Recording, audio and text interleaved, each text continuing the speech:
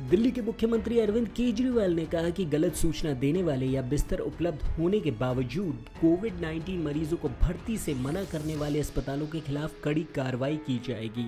केजरीवाल ने कहा कि लगातार ये शिकायतें मिल रही हैं कि अस्पताल दिल्ली कोरोना ऐप पर बताते हैं कि 40 बेड खाली हैं, मगर जब मरीज वहां पहुंचता है तो उसे बेड खाली नहीं होने की बात कहकर लौटा दिया जाता है। कुछ हॉस्पिटल्स देखने को मिले, हमारा एक ऐप है दिल्ली सरकार का, उस ऐप में आपको रियल टाइम बेसिस पे पता चलता है कि किस अस्पताल के अंदर कितने बेड भरे हुए हैं, कितने बेड कोरोना के खाली हैं, कितने आईसीयू बेड हैं, कितने खाली हैं, कितने भरे हुए हैं। रियल टाइम बेसिस के ऊपर इस ऐप पे आप देख सकते हो। और ये ऐप हम नहीं चलाते, हर हॉस्पिटल को हमने पासवर्ड दिया हुआ है, वो हॉस्पिटल वाले खुद उसमें डेटा भरते हैं। तो जिस हॉस्पिटल ने अपने ऐप में, हमारे दिल्ली सरकार के ऐप में भरा हुआ है कि अभी मेरे पास 40 बेड खाली हैं, और कोई वहाँ जाता है और बेड मांगता है और अस्पताल मना कर देता है, तो ये इसके खिलाफ अब सख्त कार्रवाई की जाएगी। इस तरह की शिकायतें आ रही हैं कि ऐप में दिखा रहे हैं कि बेड है, लेकिन अस्पताल बेड दे नहीं रहे, वहाँ जाते हैं तो कहते हैं बेड खाली नहीं है। ऐसे अस्पतालों के खिलाफ जो गलत जानकारी भर रहे हैं, जो फ़ोन पे ठीक जानकारी नहीं दे रहे हैं, और ऐप में होते हुए भी अगर वो मरीज को बेड नहीं देते हैं, ऐसे अस्पतालों के खिलाफ अब सख्त कार्रवाई की जाएगी।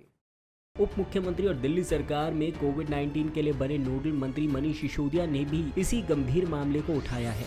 उन्होंने कहा कि किसी भी मरीज का उपचार करने से इनकार नहीं किया जाना चाहिए। बेड होने के बाद अगर कोई ऐसा करता है तो उसके खिलाफ कड़ी से कड़ी कार्रवाई होगी।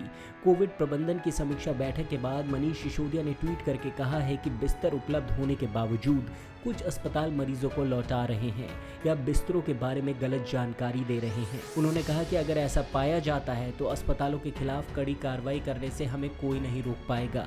मनीष सिसोदिया ने कहा कि दिल्ली सरकार कोविड-19 मरीजों के लिए बिस्तर की उपलब्धता बढ़ा रही है। वहीं मुख्यमंत्री ने कहा है कि शिकायतें ये भी मिल रही है कि दिल्ली में कोरोना से जुड़ी दवाइयों की कालाबाजारी हो रही है। अधिकारियों को ऐसे मामले पर निगरानी बढ़ाने के साथ दोषियों के खिलाफ कड़ी कार्रवाई का निर्देश दिया गया है। ये भी सामने ऐसी खबरें आई हैं कि ये कुछ दवाइयाँ जिनकी शॉर्टेज हो रही है, इसकी शायद कभी ब्लैक मार्केटिंग ना हो रही हो, होर्डिंग ना हो रही हो। तो आज अफसरों की मीटिंग में सख्त निर्देश दिए गए हैं कि उनके ऊपर रेड मार के और सख्त से सख्त कार्रवाई की जाए अगर कोई भी इन दवाइयों की होर्डिंग या ब्लैक मार्केटिंग करते हुए पाया जाता है तो। अंत में उन्होंने कहा है कि कोरोना से निपटने के लिए हमें मजबूरी में वीकेंड कर्फ्यू लगाना पड़ा है। अगले कुछ दिनों में हम स्थिति पर नज़र बनाए हुए हैं। साथ ही वो कहते हैं कि अगर स्थिति गंभीर होती है तो लोगों की सुरक्षा के लिए जो भी ज़रूरी कदम होगा उसे उठाया जाएगा। कोरोना से निपटने के लिए हमें मजबूरी में ये वीकेंड कर्फ्यू लगाना पड़ा।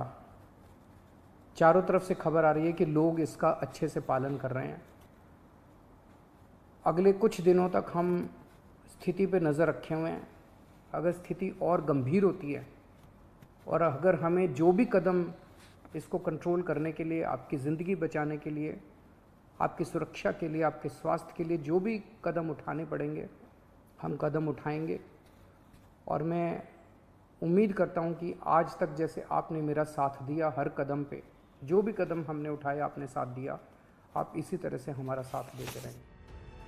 ऐसी ही देश दुनिया की तमाम बड़ी खबरों से जुड़े रहने के लिए देखते रहिए पंजाब केसरी।